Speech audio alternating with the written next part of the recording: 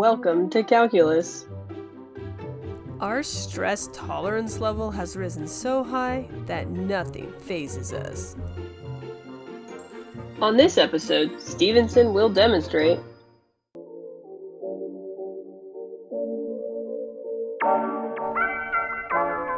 We've been learning about all sorts of techniques and methods on how to work with our antiderivatives.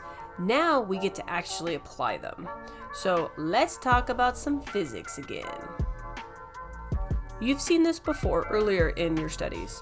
And in here we talked about some pretty common concepts: position, velocity, acceleration, and speed, and how they're connected through the use of derivatives. Those concepts will still apply. This is the other part of what you've seen, again, earlier in your studies here. And again, we are connecting to the idea of the use of derivatives. Okay, sometimes we use the first derivative, sometimes we use the second derivative, and so forth. Again, these concepts can still apply. Here's our next level. How does our use of an integral help us with these concepts? So first, let's talk about displacement. Displacement describes the amount an object has moved, whatever those units may be, over a specific time interval. And displacement can be negative, it can be positive, it can be zero.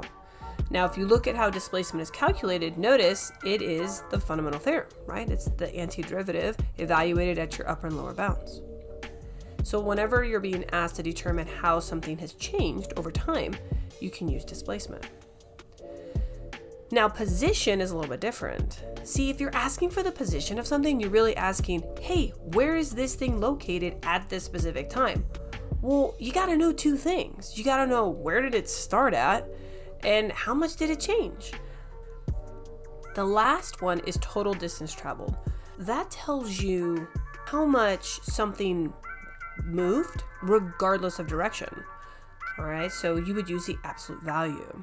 The direction doesn't matter. So in these instances, because we're doing integrals, which we know geometrically represent areas under curves between the x-axis and the curve, we can get negative areas. But if you're talking total distance, you make anything negative positive. That's where the absolute value comes in, and it helps ensure that.